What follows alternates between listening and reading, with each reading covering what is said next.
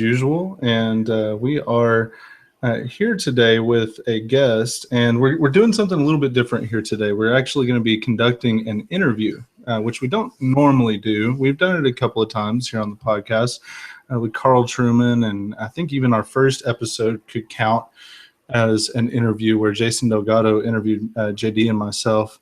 But today, we're actually going to be interviewing one of our contributors on the blog named Gabriel Williams. And today we're going to be talking about a subject that is very near and dear to him, and also is somewhat dear to me as well, having gone through and been in the field of higher education a little bit on the receiving end. Having got my bachelor's degree and then also done a little bit of postgraduate studies. So today I really want we're going to be talking about a series that he wrote on the Credo Covenant Fellowship, or credocovenant.com, called The State of Higher Education. And in this series, he kind of tackles it from a different perspective than what many of us would be used to. He kind of tackles it from the perspective of both a professor, a member of the faculty at his institution where he works, but also he tackles it from the perspective of one who is also working alongside the students and trying to make their experience there on campus a little bit better. For those who have been frequent readers of our website, you would probably be familiar with this series, but also you just having a general understanding of the website in general.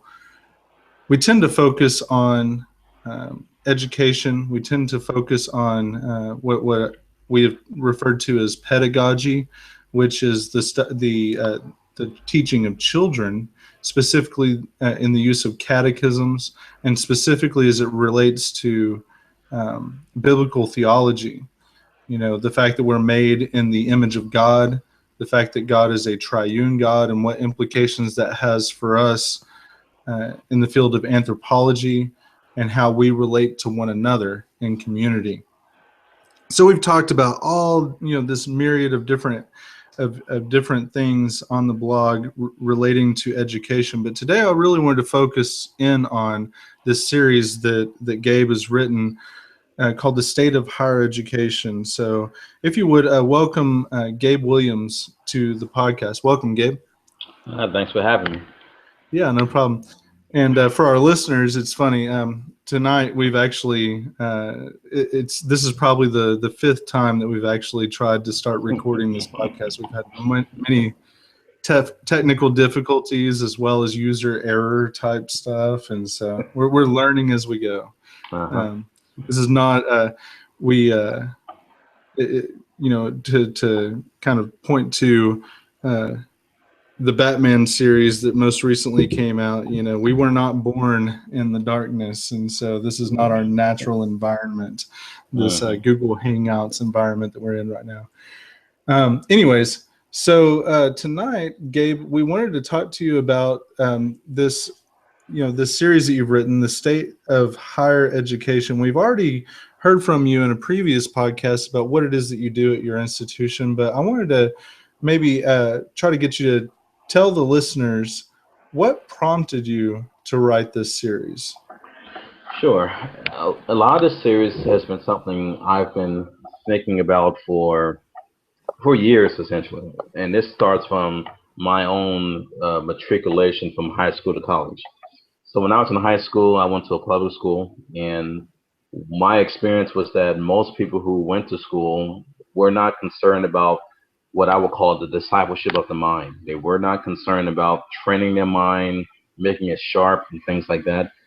A lot of the people who were in my high school, their thoughts of college was that it is the place you go to because your parents force you, or it's the place you go to because you need to get a good paying job and you don't want to be the guy working fast food or something at the end of the day. So college was more or less basically a means to a more important end for a lot of people. My thought was if I went to college, I would kind of meet a new segment of the population that would have a different mentality. And then what I learned going to college was that college, in a lot of ways, was kind of extended high school in terms of the mentality of people. When I was in college, I had a number of faculty ask me if I wanted to kind of go into academia. And so from that point, I basically had a lot of private conversations with faculty since basically my sophomore and junior year in college. And there were certain repeated statements that were made from faculty that just kind of checked in the back of my mind. The first question that was, or the first complaint I would say has always been asked would be, why does it appear that the current generation of students are woefully unprepared for real academic rigor and real intellectual challenges? That was the first basic question that I kept hearing. I heard that from the age of 20 to basically right now, I'm 31 years old. The other major issue was that now that I'm on the faculty side, and right now my job consists of, in one sense, doing the normal professor work of teaching students and research, and then on the other end, I'm also trying to recruit for our own new program make that's a physics and atmospheric science mix. So what that means is that you spend a lot of time speaking to kind of admissions people, and the same sort of questions keep coming up. Why are the incoming students so bad? Why haven't students learned how to think critically? Why don't students know their learning styles? Why do so few students take personal responsibility for their own development? Why do students treat college and education in such an infantile sort of way in which you had to kind of spoon feed them to get them to do anything? Those are the questions I've heard basically since I've wanted to be a professor. And so the other point here is what I realized was that usually when undergraduate faculty talk about this problem, they blame it on high school education, which I thought was interesting because that assumes that all of high school is awful.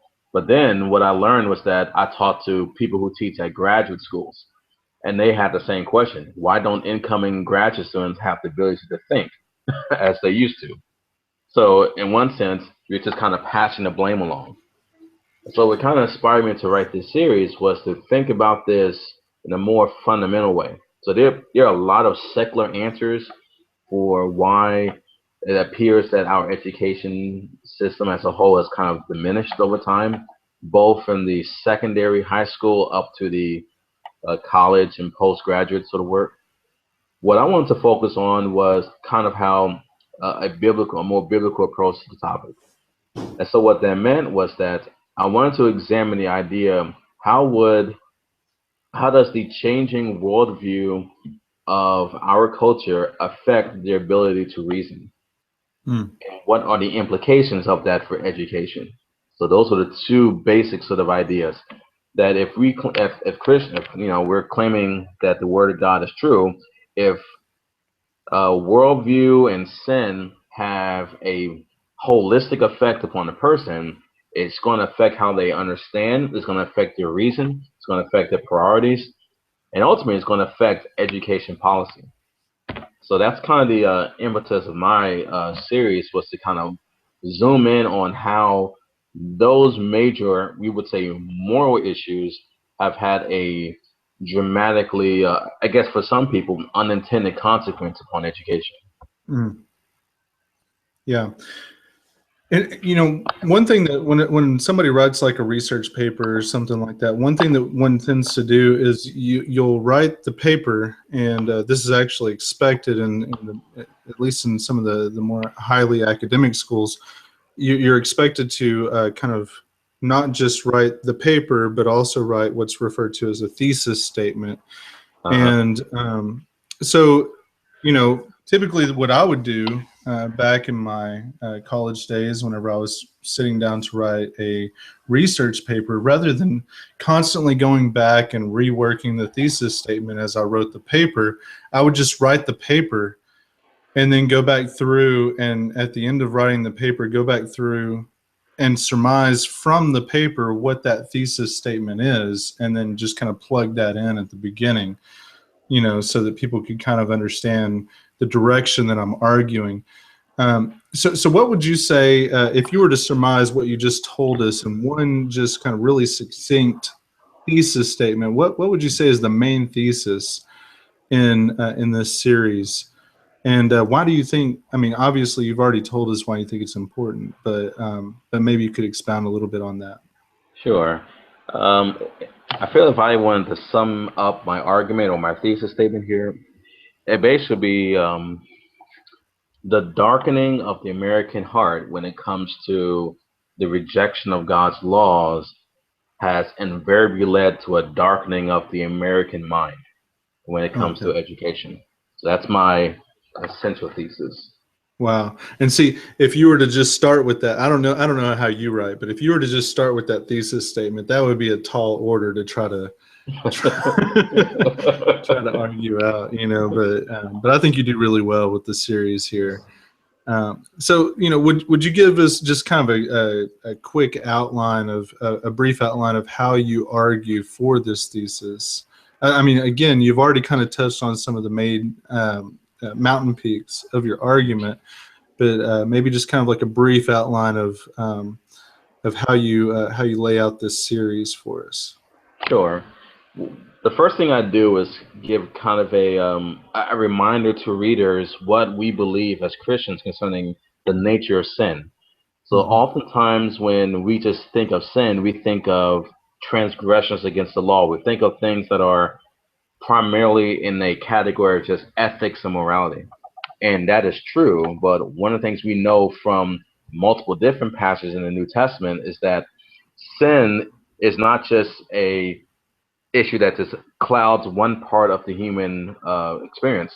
Mm-hmm. Sin affects the whole entire man. And so what that means is that you can kind of think of sin as not just affecting man's moral capacity or his moral judgment, it's also going to affect his reasoning, his intellect, his mind. So that's what we call the noetic effects of sin or noetic effects of the fall. So Mm-hmm. basically what I did was that I made a reference to a sermon that Dr. Al Mohler from Southern Seminary did at a Ligonier conference about 4 or 5 years ago, where Al Mohler walks through about 14 different ways in which the human mind is affected by the fall and by consequence by sin in general. And what I basically attempted to do was to take his basic points and to highlight how this is observed among students and how it's observed among students and essentially what are the ramifications in terms of how professors are responding to it. So for instance, and the actual list is given to you on the series page here, but one example would be intellectual distractedness. That one of the effects of the fall, for instance, would be that the human mind is not nearly as focused as it can be. Mm-hmm. And the premise is that if the human mind is not focused as it can be, that's going to have an effect on how you learn in general.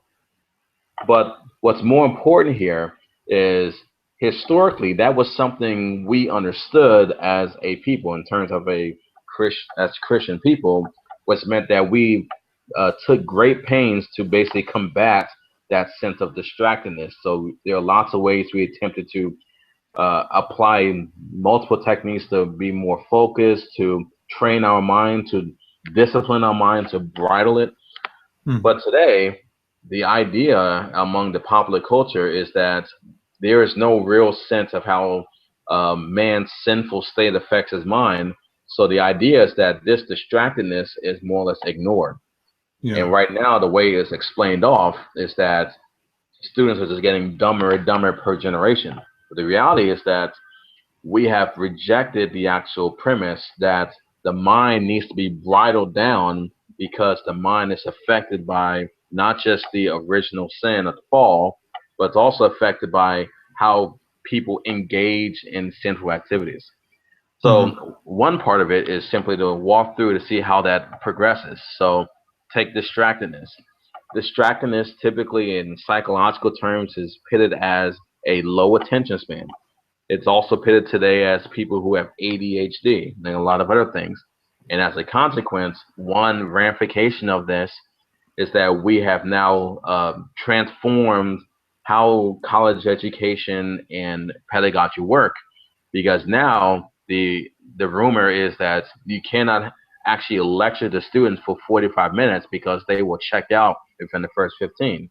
So that Mm. means we got to have multiple different styles of media to kind of make sure to get your attention so you don't lose that distractedness. The implication of that is when you have that as your approach, you don't actually remain critical on how different types of media affects how you learn. So that's Hmm. one effect. That right now we have a whole bunch of different educational methodologies that are trying to dance around the elephant in the room, that somehow the American mind has become much lazier and less focused than it would have been years ago. But that's because years ago we believed that the mind was something that had to be trained and disciplined, not just kind of pouring facts into. Yeah. But that's one example. Yeah, and you hit on another word there that I want to really key in on is the word laziness. When I heard when I read that intellectual distractedness in that list there, it automatically made me think as a humanities major. It made me think, oh, I wonder if he's going to hit on apathy. And the reason why is because of Descartes. Descartes really kind of focuses in on these two major issues of distractedness and apathy.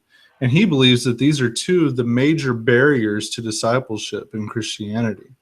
Yeah. And I don't know if you have any further thoughts on laziness or apathy that maybe you could kind of bring to light for us.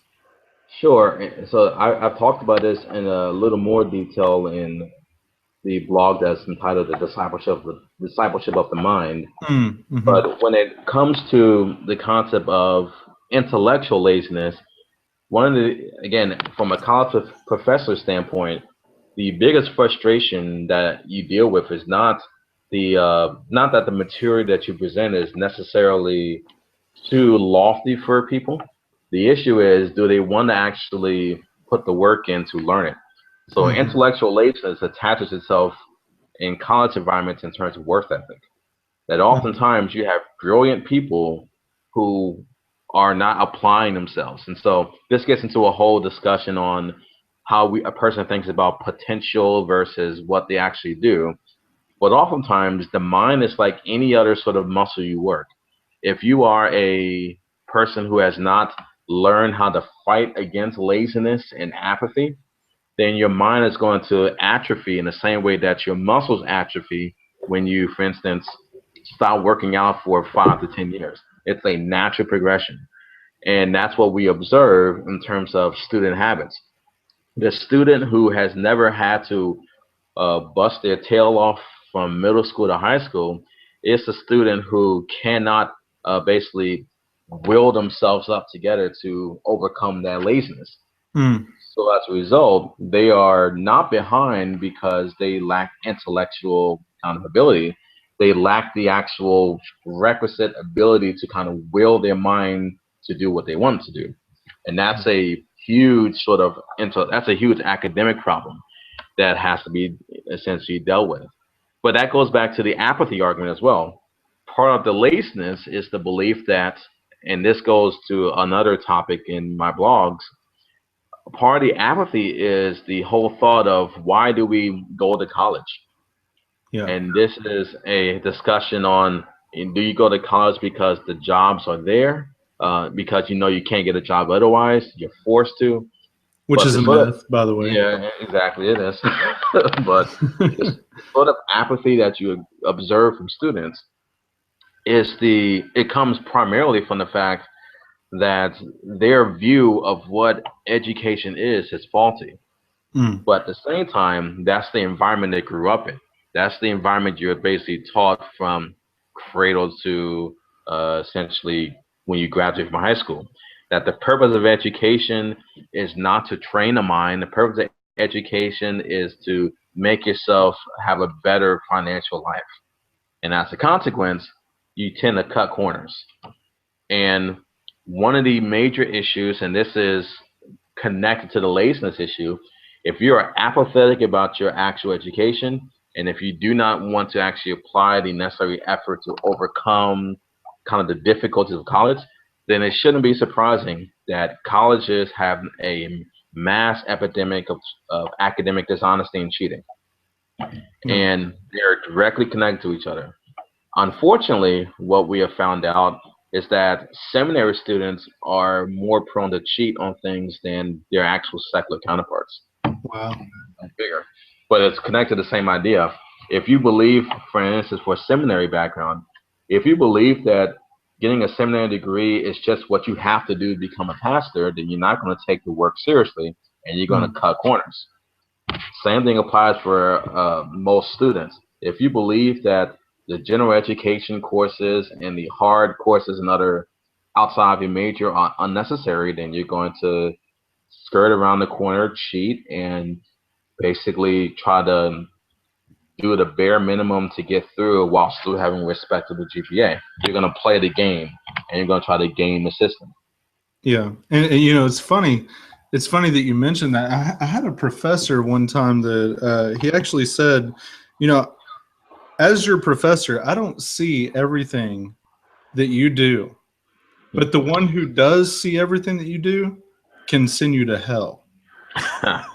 So Nice. he said, let that weigh on your soul as you consider, how it is that you study for your exams and those kinds of Yeah, things. yeah, definitely. Um, and I thought that was a pretty good way of putting it. It really makes you consider the weight of these things. Now, that given that, because we're talking about cheating and cutting corners and those kinds of things, and that cuts us directly to the issue of sin. In your first article, you referred to the effects of sin on higher education. How exactly does sin impact higher education? Well, it affects it on multiple levels. On one sense, we know we're talking about right now how it affects students. So it affects essentially how students understand education. It affects their approach to it and affects the worldview that comes around it. So in one sense, when a student comes into a standard American college or university, that student is going to come into the university with a whole list of presuppositions that are usually unchallenged, and it makes up his or her worldview. And the basic point here is that what sin does is that it basically does a couple of things. One, it gives you a faulty perspective on how you understand yourself and understand the purpose of why you do what you do.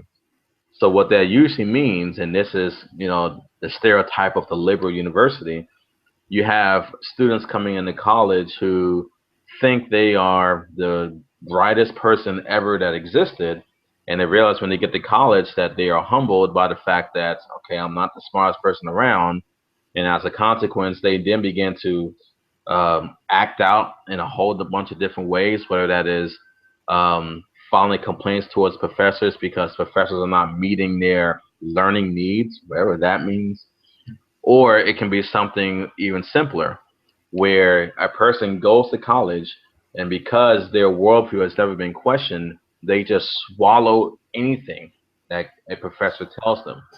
And as Mm. a consequence, you have a whole lot of, I guess, in non-reflective sort of people entering college and absorbing information here. So it affects, in one sense, how they view is a faulty perspective. It gives them a sense of intellectual pride because they think they know more than they should, than they actually do know. And the ironic thing is, in today's world where you're told to be very open-minded about a whole bunch of different ideas, what sin does to a common student is that it makes them dogmatic and closed-minded.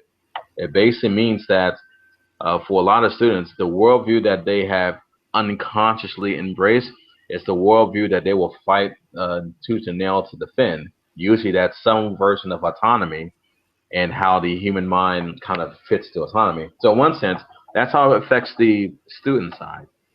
On the faculty side, we are, again, we're the sort of people who believe that we are the gatekeepers of, well, we used to think this, but we were the gatekeepers of civilization. And so what that means is that we have our own issues of intellectual pride. And I'm going to comment here about the sciences in particular. One Hmm. of the things that is true, if you go to virtually any major college university and look at science, technology, engineering, mathematics, the actual professors have a dogmatism about them that is actually, again, it's a effect of sin. They don't see how vacuous their claims to usefulness of science. They don't see how non-reflective they are when it comes to understanding why they do what they do in terms of limitations of science. So what usually happens is that you get this whole system in which students, in one sense, come in and they've never been actually challenged to think through their worldview. And then you have professors who think because they have a PhD, they can actually um, speak in a condescending and dogmatic way to students and expect them to just kind of take it in without any particular challenge. And as a result, you have this situation in which the college system is much more trained towards a particular indoctrination of students and not more of a actual, again, training and disciplining of the mind. Yeah, And what I'm the, hearing here is it sounds like it's almost cyclical. Like you yeah, have, the students of today are the professors of tomorrow. exactly. And so, if the students aren't being taught to think critically, then the professors aren't going to expect their students to think critically. And whenever they confront a student who thinks critically, then they're gonna have a very negative reaction toward that. Is that Yeah, pretty much that's what you're right. talking about? Yeah, and the reality is that if you're tenured, then a lot is you're insulated from. But if you're not tenured, that means the student's evaluation of you becomes at times more important than how well you actually taught. So if the students themselves are, again, have all these faulty perspectives about themselves, they have their own prejudices about the learning process, that is going to be kind of blamed upon you and it affects upon you unfairly in some sense. But Hmm. even a more, I guess, a fundamental sense, when you think about kind of that basic point that the students of today are the professors of tomorrow, that is essentially what has happened right now. Most of the professors who are now tenured at universities were your 60s and 70s radicals in some way or Yeah. fashion. And so what that means is that the worldview that they more or less embrace and basically grab hold onto in their time is basically what's basically being poured into the current generation. And the current Hmm. generation is doing their own sort of addendum and additions to what they have been basically taught up to this point here. So it has a cyclical sort of effect to it. And it also basically shows that unless we reclaim the purpose of education, you can expect that the whole idea of the university's idea is going to basically become defunct in a couple of generations. It'll just be a whole bunch of job training centers essentially around the country. Hmm. Now, tell me if I'm way off here, but the more that I think about this, and I've been thinking a lot about it lately because of the whole debate between STEMs and humanities, and whether or not humanities is even necessary anymore. Mm-hmm. And in all of that, trade schools just get left out of the debate altogether, which is kind of a Mm-hmm. sad thing as well. Uh-huh. Um, my way of looking at it, my way of thinking about this is that it seems as though academia as a whole, or at least in large part, has set up a false dichotomy between the humanities and STEM, to the point that, uh, you know, again, like you were saying with STEM studies, it's almost as though thinking critically is frowned upon, whereas in humanities, there's a tendency toward what you were just referring to as intellectual pride, where they think that because they do think critically and they're trained to think critically, they can then look down upon STEM majors. But really, I think that there should be a certain element of both mixed in, where the humanities really works as a foundation to teach people to think critically, and then hopefully they're able to move beyond humanities into some of these more STEM areas, and see how, for instance, history and philosophy and rhetoric and all of these different elements of humanities, how they impact their more specific area of study, whether it be meteorology or archaeology or whatever the issue may be. Every single field is impacted by these other areas of study, whether it be history or whatever it may be. So, I guess, what are your thoughts on that whole debate that's going on right now between STEM and humanities? Have you been following that very closely at all, or? Yeah, I followed it for a while because I came from a liberal arts college, and I Mhm. teach at a liberal arts college, so it's still around. There's a lot that can be said, and so I'll try to boil it down to a couple of basic points. So it is true that the college system uh, could not ever have existed without a core humanities that's set up in the system. That obviously you cannot actually have any real learning before you have logic, rhetoric, philosophy, etc. Mm.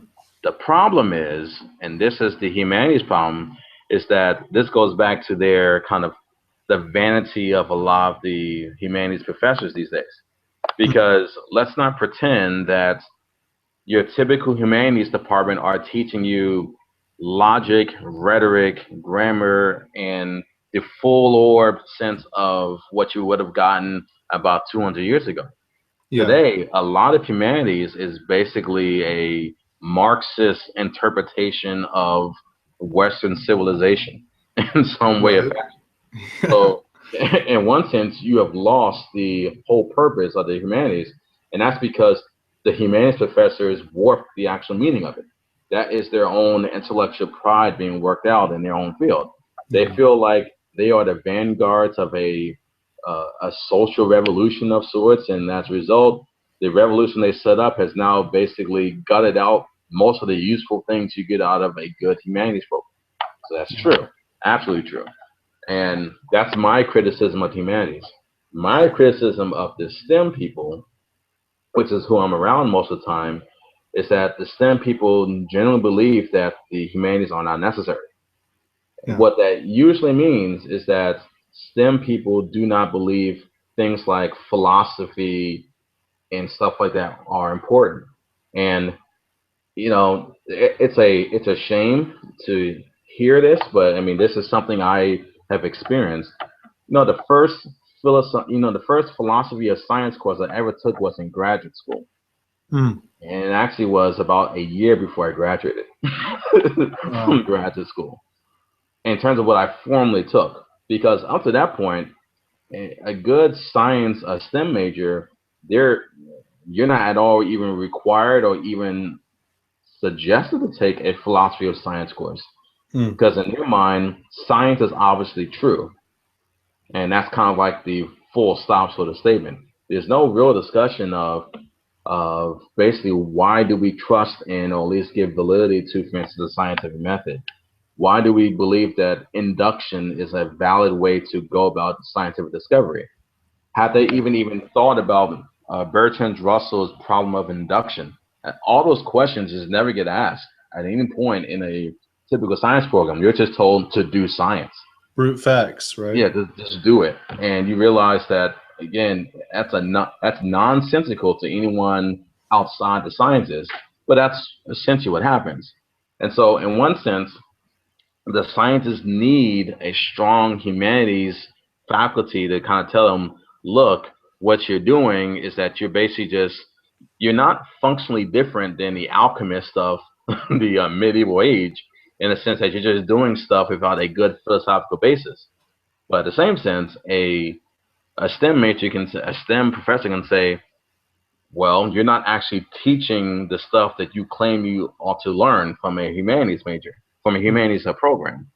So there's flaws on both sides of it, but to me, it goes back to the dogmatism of the faculty that for some reason, and I think this is particularly bad in American life, As soon as people get a PhD, the belief is that they are now the established authority on a whole bunch of things they have no knowledge of. That's Yeah. really true of the STEMs. For some reason, people assume STEM people with PhDs are therefore knowledgeable of a whole bunch of things they've never ever taken a class on, even thought about before. And as a consequence, that means STEM people can say a whole lot of foolishness about the humanities, and the humanities can basically, have that cocky, lift your nose up at basically the non-humanities because they have sold their soul in a sense to brute facts instead of the love for literature and things like that. It's still just pride and arrogance just morphed in different directions. Yeah, and let's be clear here. I mean, these are definitely within the majority. I Yeah, mean, yeah, we're not talking about just the worst of the worst. I mean, this is the majority of humanities and the majority of STEMs, but recognizing that it's the majority, we also need to recognize that minority that's out there that yeah. maybe you could point to some STEM schools that are doing a really good job out there, not completely bashing the humanities and all of that. As far as the humanities go, in a heartbeat, I would send my teenager off to Hillsdale College or Reformation Bible College or the college at Southwestern, which is where I went. Where they're really, they're trying to be as close as they can to a classical approach to the humanities, and you definitely don't come out imbibing any of those more fascistic types of mentalities. Where I went and I studied, I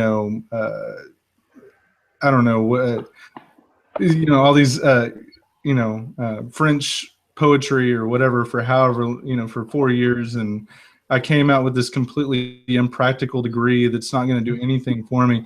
Really, Yeah. what humanities is supposed to do is it's supposed to provide you with a very broad foundation on which then you can go into your graduate studies and build on that foundation with something a little bit more specific, like for instance something that's more along the lines of STEM. So there's a lot of doctors that actually got humanities degrees in their undergraduate programs and then went on to be doctors, Yeah, and exactly. things like that. So Yeah, there are a number of good programs, and a lot of them are from the Christian side. But I'll just point out a couple from the what we would call secular side. mhm. The University of Chicago has always been outstanding in maintaining that proper balance. And the primary reason why is that you have a whole bunch of sitting Nobel Prize economists and humanities people at the University of Chicago. So Mhm. there's not this kind of dogmatic sort of hostility going on. They realize that there's actually real humanities work going on, just like there's real STEM work going on at the University of Chicago. Yeah. Oftentimes, the expression we had kind of growing up in grad school is if you want to get a real education, go to the schools that are trying to be as popular or try to be as prestigious as the Ivy Leagues. So that'd be Stanford, University of Chicago, Cooper Union, all those schools that are not officially Ivy League but Mhm. have the same sort of standards. They don't suffer from this sort of crazed liberalism that occurs within a whole lot of humanities programs in the Ivy Leagues, but they still are offering deeply rigorous sort of coursework. And so, yeah, a lot of schools I would recommend in that sense. It's just that oftentimes when people think of, what's the best schools to go to, usually best these days mean gives you the best work job connections or basically has the best name recognition. And in Mhm. my mind, those aren't necessarily the best schools to send anyone to. Yeah. Now, you state at the end of your first article, you state, I would like to state up front that I will not be advocating for Christians to take over institutions of higher education, particularly for public and state-run institutions. So I guess the question that I would have, and maybe our listeners might have, if you're not advocating for the Christian takeover of these institutions, what solutions would you recommend? What solutions would you recommend for parents, for high school teachers, for college professors, and even for new and current students that are out there? Yeah. So the reason I make that sort of disclaimer is because I don't want to get the impression that just putting a bunch of Christians in colleges are going to make the college system better. That should be obvious, but it's good to just kind of state that up front so Yeah. that's not confusing anyone. So what that means on my end is I'm looking for more substantive sort of solutions. So I'll start with parents. For a parent, the first thing, particularly if you're the parent paying for your children to go to college, the first thing that you need to ask a question about is, again, what is the goal of education? Are you sending your child to college because you want them to get a prestigious job and have the name recognition, or do you want them to actually have their minds trained? So what that usually means is that uh, you as the parent should spend more time looking at the smaller, less well-known schools that still have a great reputation in training kids. So a lot of the uh, primarily undergraduate teaching institutions around the country will be great examples. Again, if you want a purely Christian classical education, there's a number of good examples for that, as I mentioned. So Hillsdale, for instance, and Reformation Bible College would be an example.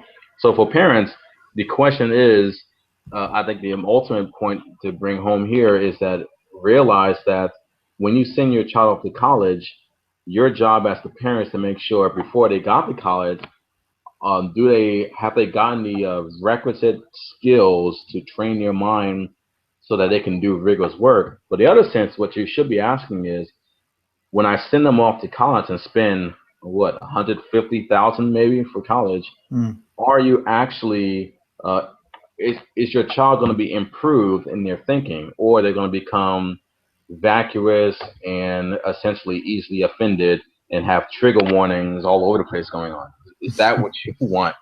So to me, for a parent, is consider what the actual goal you have for education. Yeah. For high school teachers, this to me is much more. I guess you can only do this locally, essentially, but oftentimes in the district I grew up in, the PTA had a whole lot of influence upon the sort of things that you can add to the high school curriculum.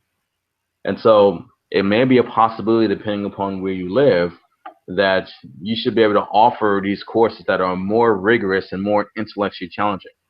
And so, for instance, I would love to see public schools do logic and rhetoric again. That'd be a great thing for a ninth, 10th grader to learn, Mm. to kind of just think through how to understand arguments. The biggest problem of incoming freshmen is that they do not know how to break down and analyze an argument. They don't know logical fallacies when they see it, when it comes up on them. So, in one sense, a high school teacher can make petitions to the school board or to the PTA to look. We're in this together in a sense to train your children.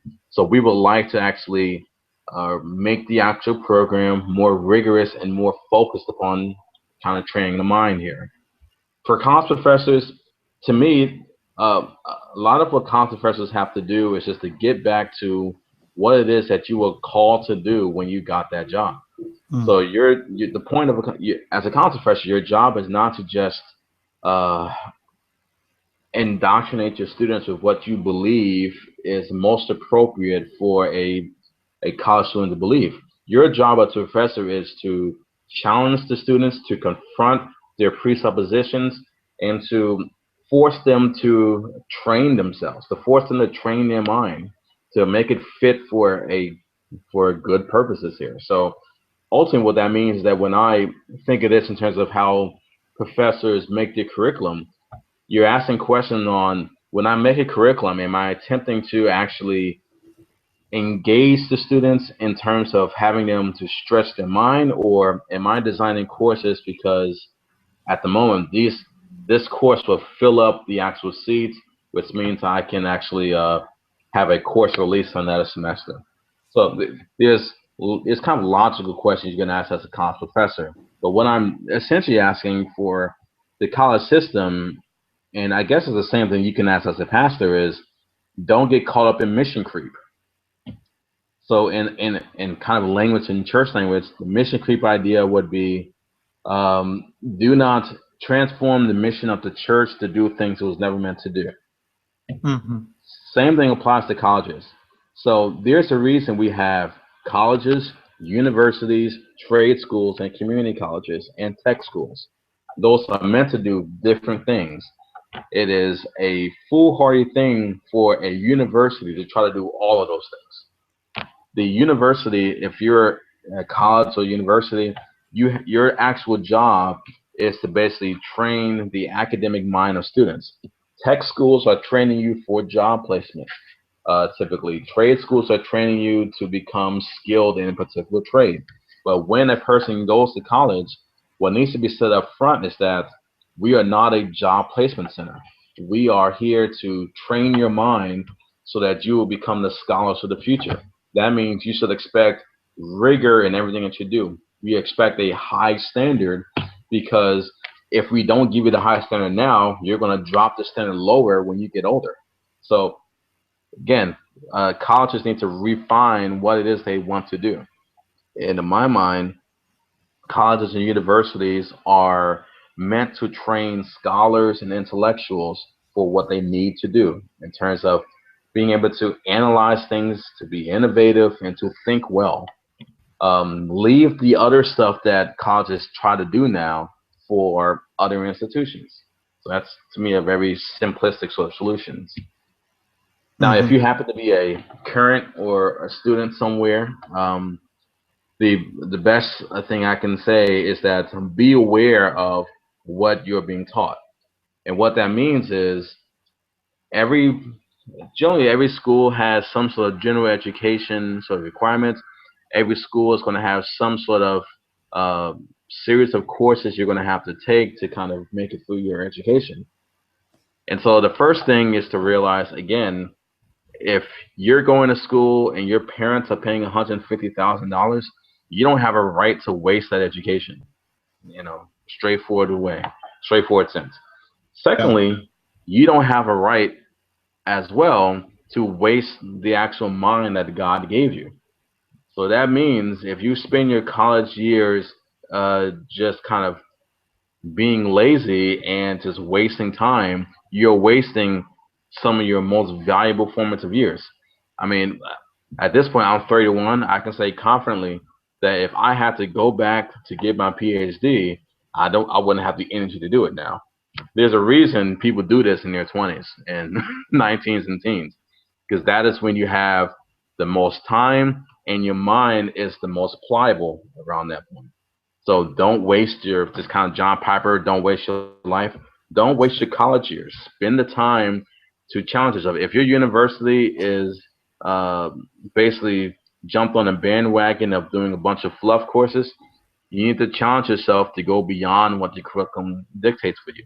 Your job is to take your college years, your 4 or 5 years or so, and to make sure that you are actually getting your money's worth. Train your mind because if you don't train it now, it only gets harder and harder when you get older to do so.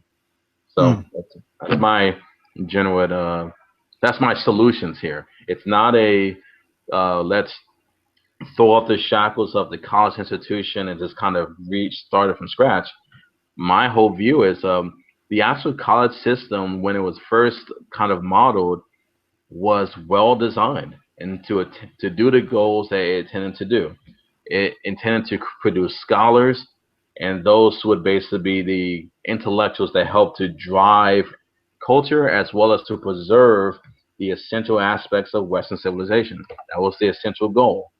Yeah. There's no reason that cannot occur again, but again, that has to do with the actual desire to maintain these sort of things. Yeah. So, Well, you've given us a lot to think about here today, and we really appreciate you coming on and explaining these things to us and everything. And we'd love to have you on again to talk about the yeah, second article in your series on higher education. Is there anything, just by way of parting, any concluding thoughts that you wanted to give us? yeah, this is just a concluding thoughts to just Christians who are thinking about. I know, for instance, there are a number of Christians who have become I guess, jaded by the college system and the college environment. And so, a couple of thoughts here. One, um, do not take the lie that just because you didn't go to college, you're not able to learn rigorous things. So, if you are one of the many part of the many people in this country who cannot afford college, please don't let that be an excuse for you to not discipline and train your mind. Be honest, what the scripture calls you to do is to have your mind renewed. That is both in terms of the moral aspects of your mind and also in terms of what your mind is meant to do. So, in one sense, no matter where you are, in terms of whether or not you're going into school, you're out of school, realize that God has called you to this basically be a disciple. That means your mind must be trained. Secondly, and this is towards any Christian who is just now currently in school, just kind of reemphasizing the point before, that the Lord God gave you a mind that is brilliant. So there's lots of current research that speaks about how intricate the actual human brain is, and most of that is because God Himself intended you to use that mind not just for your own selfish purposes of getting a good, good standard of living, but it's meant for you to use so that you can study the scriptures. It's meant for you so that you can actually learn how to use your mind to love your fellow man.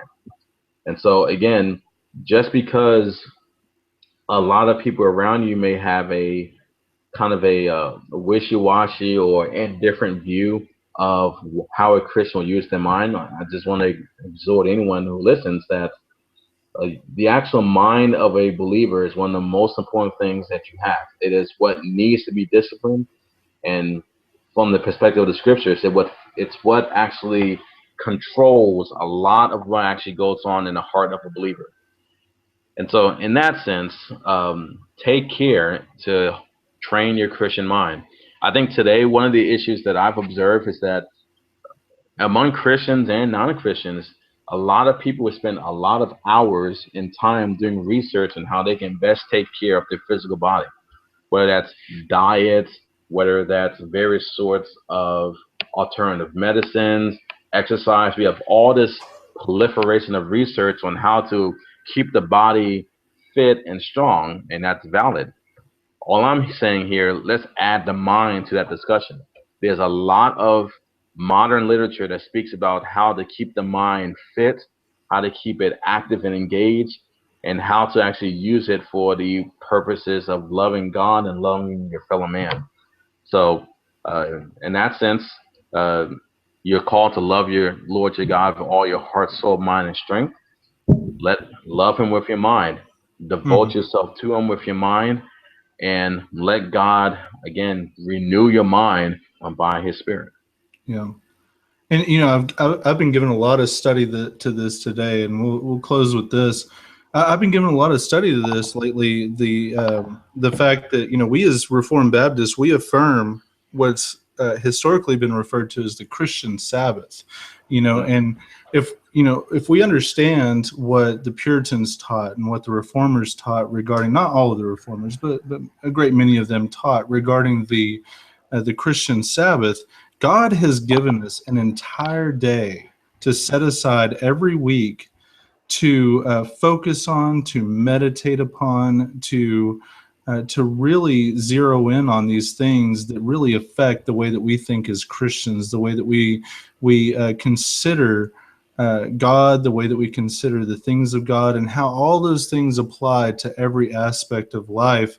And so I would just really encourage our listeners to take advantage of that day that God has given us to set aside. He didn't give us that day to set aside as just kind of an apathetic, distracted rest.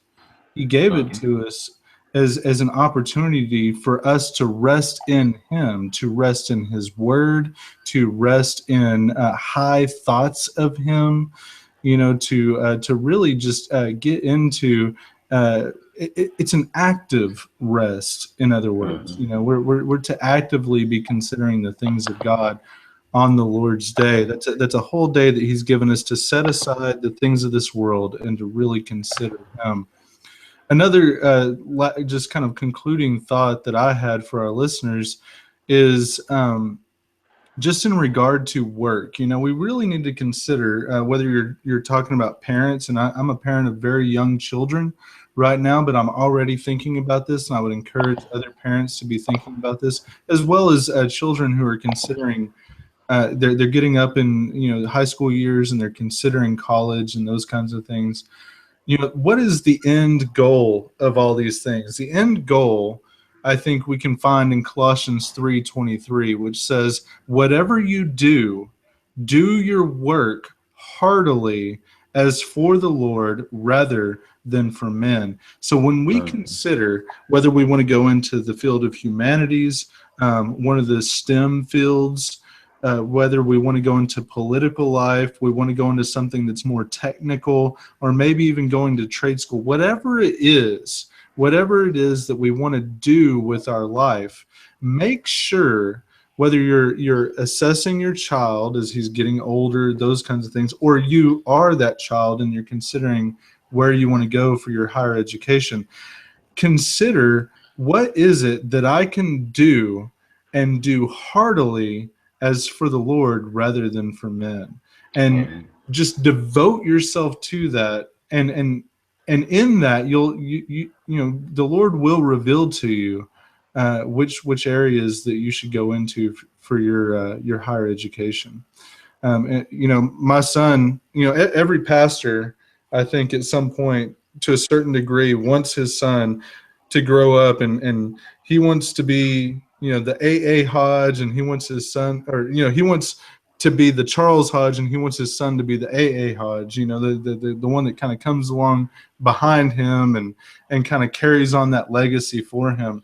Every pastor at some point kind of has that thought pass through his mind. But as I watch my son, I see that he's real into, kind of seeing how things, come apart and are put back together. And, he's real interested in the mechanics of things. And so, I've really been considering, is he more cut out for trade school? I mean, obviously he's only 3 right now.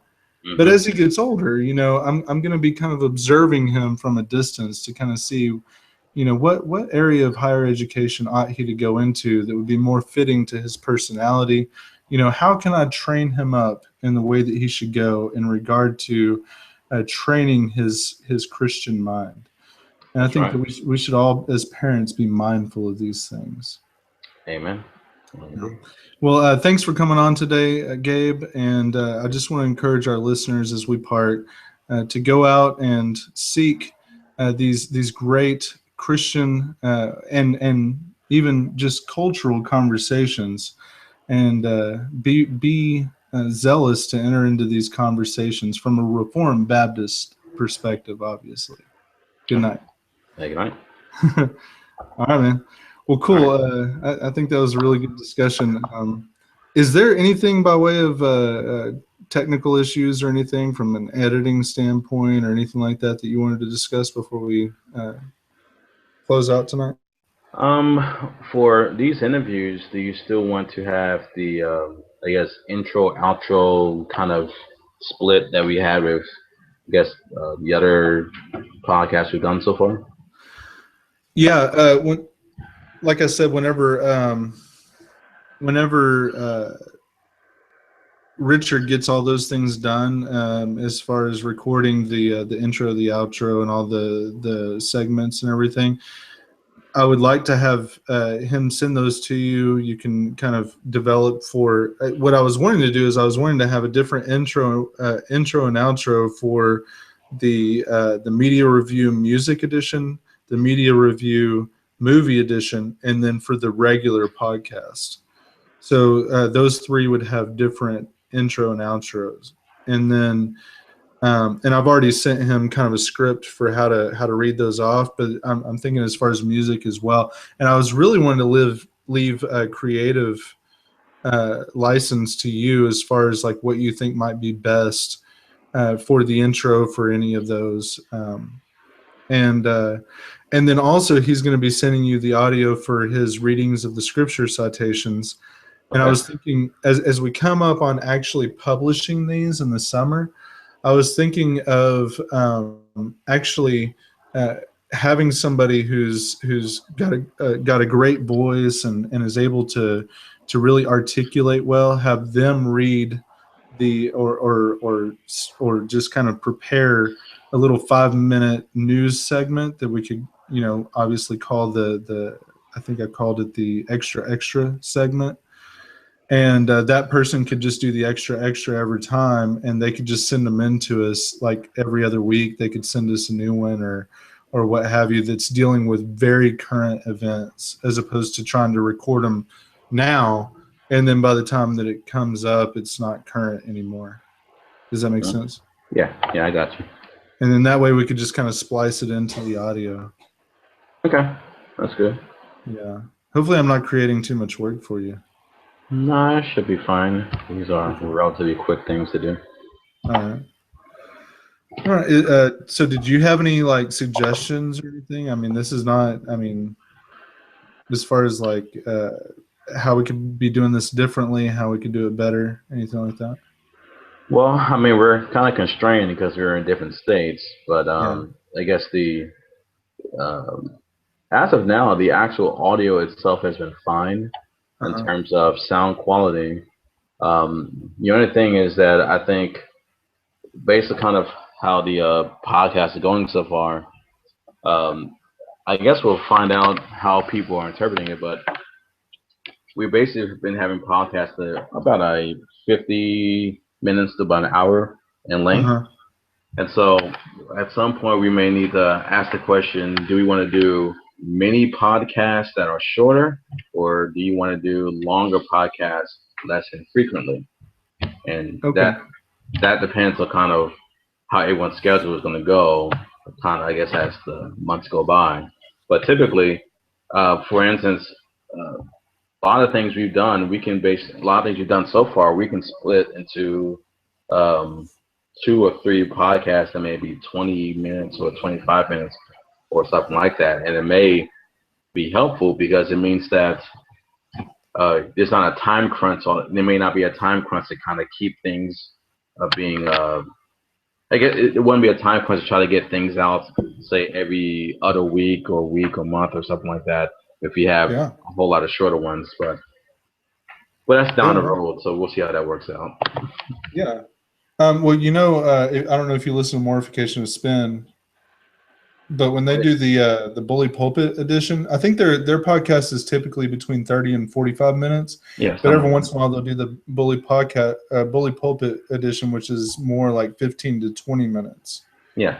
Hmm. And something like that, I think that would be good. Maybe like once a month or once every other month, we could do the not a Bully Pulpit edition. We wouldn't call it that, but definitely, I think it would be good to do something like that. And the way that we have it set up now is, and you'll hear this whenever Richard sends you the intro, but we're going to be calling it a fortnightly podcast. So every other week, we'll be Okay. putting out a podcast. So Okay. that way, it'll be a little bit less kind of stressful for us to try to get something out every week. Does that Okay. make sense? Yeah, makes sense to me. Okay, I don't know. I don't know how that's going to work as far as our listenership. If that's going to make them antsy, like having to wait for us or whatever. Now, even just saying that, I feel like I'm not. I'm exhibiting a little bit of like lack of humility, but so, I don't know. Okay. Yeah. All right. Well, this was very. I think so far, of all of our podcasts, I think I've enjoyed recording this one the most. It was very, very fun and hit on a lot of things I'm very, very interested in. So, Yeah. So we should do it again at some point. yeah, definitely. All right. We'll talk to you soon. All right, take care. Okay. Bye.